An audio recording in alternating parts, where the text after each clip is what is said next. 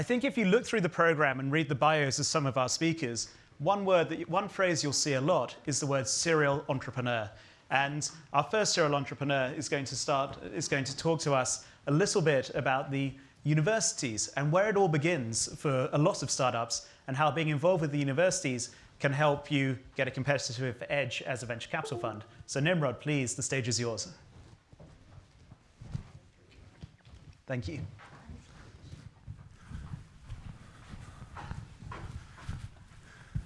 Hi everyone, good morning. Happy to see all of you here. I know we have a time limit, but I have to start with a short story. I was invited a couple of years ago to a conference in Europe. When I got on stage, I was like, there is only one guy in the audience. So I was like, okay, if it's just the two of us, we don't need the slides, let's go and have a beer or something and we'll talk about the subject. And he was like, well, I'd like to, but I'm the next speaker. So, so happy to see all of you here. We can have beer later if you want. I'll start with a short background about myself and then how we got to what we do in Tel Aviv University. So it all started in May '78. I was born in the US. Played basketball ever since I remember myself, here in the middle. During high school, I was sure I'm going to be the first Israeli at the NBA. Apparently not. I have a Poland mother, so I combined my basketball career with university. I went to the IDC, the biggest private college in Israel. Studied law and business, got bored during my internship. Started my first startup. Almost by mistake, we sold it after 18 months, and I was like, well, that's cool. You invest small amount of money, you sell it to much more. How can people miss that? I'm onto something. And then I realized it's not that easy. I was involved with several other startups. Some of them failed. There was another one was kind of successful and we sold lately.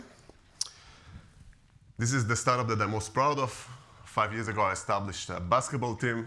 This is a startup that you can win money. You just lose money. But we're really proud of. That's a unique model where the fans are the owner of the team. So I came back and play. We started from 5th division. We went up to 4th division, experienced some great experience. Then I got injured. I became the chairman of the team because I have the responsibility and I can't just leave it.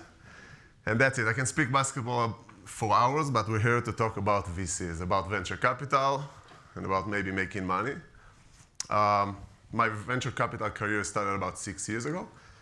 I was part of a group called Plus Ventures, which is a private investment company in Israel that invests in early stage startups. We were the owner of a governmental incubator. It's a unique model when the government gives license to groups of investors. Basically, they leverage our money. That's a great model. And at the beginning of the year, I partnered up with Tel Aviv University to establish Tau Ventures. Tau Ventures is the Tel Aviv University investment vehicle that invests in early stage startups. Basically, when you have venture capital or you want to have a venture capital, obviously you need to have investors. You better have happy investors, but that's not enough. You need to have entrepreneurs and you need to have happy entrepreneurs. But how do you do that? I mean, it sounds simple. You can have one without the other. You can have tons of money, but without entrepreneurs, you have no business. And if you have tons of entrepreneurs with no money, again, no business. The only way to do it is to create and to offer value to both the investors and the entrepreneurs.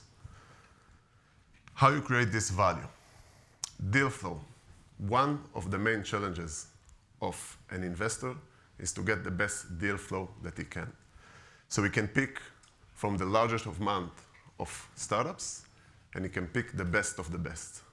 It still can't guarantee anything. You need the stars to align. You need to have a lot of luck. You need a lot of things. But deal flow is one of the main challenges for investors. In Israel, for example, 50% of the Israeli entrepreneurs are related to the Tel Aviv University. That's a fact, 50%, 5-0. The Tel Aviv University alumni are ranked 9th in the world and 1st outside the US in terms of entrepreneurs that raise money, which is kind of crazy. Think about all the entrepreneurs around the world that raise money, where they went to college or university. Tel Aviv University ranked 9th. Also, if you count the unicorns, unicorns is $1 billion companies that were produced by alumni, you're going to find out that the Tel Aviv University is somewhere between the 7th and the 8th place. Meaning that a lot of great things going on in the backyard of the Tel Aviv University. And now I'm talking about Tel Aviv University, but that's just an example. Obviously, it happens in a lot of other great places. So a lot of great things going on at the backyard of the Tel Aviv University. And what happened is, until recently, those who get the benefits out of it are the Sequoia of the world, our crowd, and they all come to Tel Aviv University. Great job, Tel Aviv University. We will take it from here, which is great and is okay.